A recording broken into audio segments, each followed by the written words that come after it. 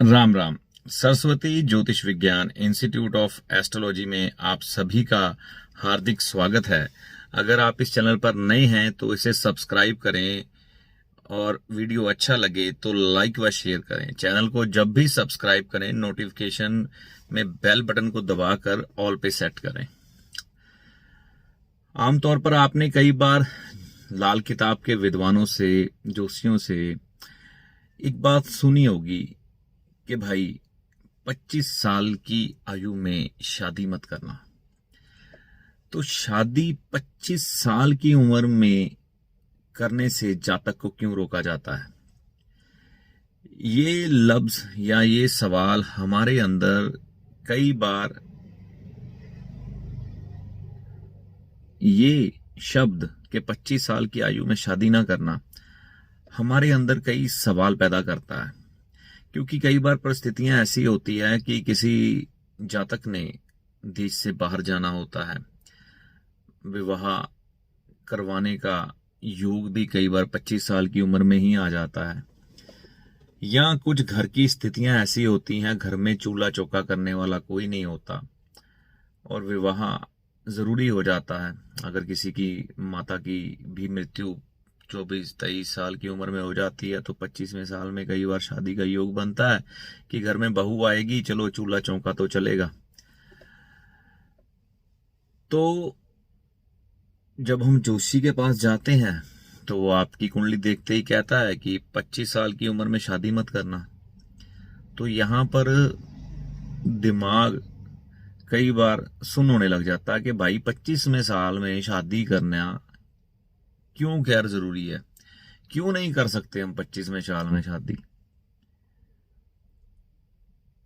क्योंकि परिस्थितियां और हालात कुछ ऐसे हैं कि 25वें साल, परिस्थितियां और हालात कुछ ऐसे हैं कि 25वें साल में शादी करना बेहद जरूरी है।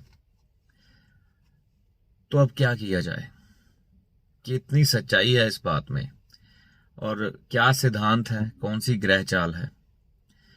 तो 25वें वर्ष में जब जातक को शादी करने से रोका जाता है ना, तो उसके पीछे जो तर्क है वह रोका जाता है बुध खाना नंबर 12 वाले को।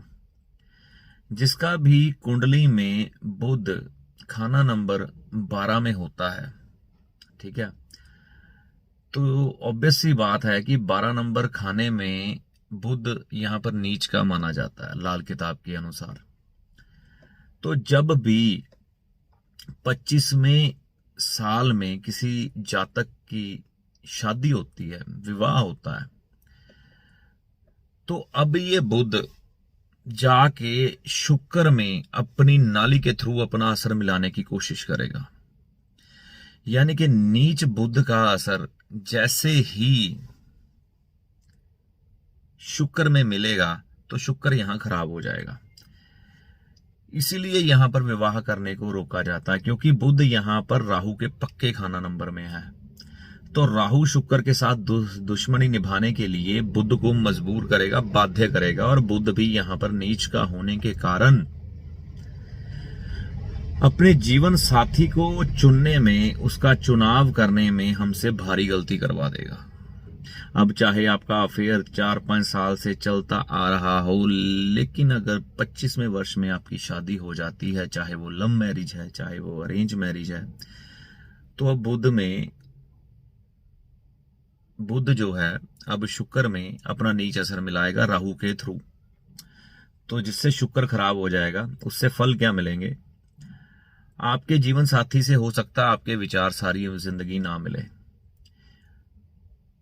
जो हमारे पास प्रैक्टिकल कुंडलियां आई हैं, हमारे पास तथ्यों के साथ मजबूत है, जो हमारे तथ्यों के साथ हमारे पास मौजूद है, उनके जो बयान हमने लिए हैं, या तो सारी उम्र आपके जीवन साथी के साथ विचार ही नहीं मिल पाते, या फिर एक का बाहर अफेयर हो जाता है, वो ताउम्र चलता है। कई बार तो कई केसों में देखने में ये भी आया कि एक पत्नी घर में है, एक पत्नी बाहर है, या एक मियां घर में है, एक मियां बाहर है, तो बच्चे दोनों से उत्पन्न हो जाते हैं। औरतों के केस में बच्चे कम उत्पन्न होते हैं, लेकिन मर्द के केस में वो बच्चे बाहर भी अपनी एक गृहस्थी बसा देता है। या एक जीवन साथी ताउम्र बीमार रहता है, सेहत की खराबियां सारी उम्र चलती हैं, ठीक है। या किसी एक की मृत्यु भी हो जाती है, ये भी देखने में आया। तो भिन्न भिन्न इनके परिणाम आए हैं। इसके अलावा बात की जाए या फिर अलगाव, तलाक की स्थितियां बन जाती हैं।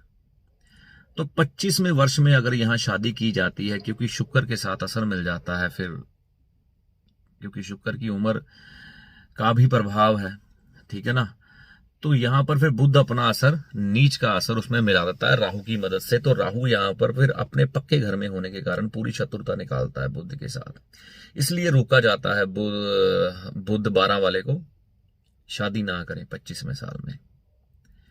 तो अब यहां पर आप पूछेंगे कि उपाय यहां पर सबसे बड़ा परहेज ही है। कई बार सब्सक्राइबर या ज्योतिष के इच्छुक जानकार लोग पूछते हैं उपाय देखिए, हर बार जरूरी नहीं है कि हर चीज का उपाय बताऊं। उसका कारण ये है कि कई उपाय साधारणता नहीं बताए जाते। कई बार बात को समझ के ही आप उससे उपाय निकालिए। कई बार वहां पर कोई उपाय बिना कुंडली देखे हम नहीं कर सकते। तो बुध 12 के केस में तो सबसे बड़ी बात परहेज ही है शादी के मसले में। बाकी अलग बातें हैं, उसके बारे में भी चर्चा करेंगे। तो आशा करता हूं आपको मेरी बात समझ आएगी। गुरु की कृपा आप पर बनी रहे। राम जी आपकी भली करें। जय माता दी।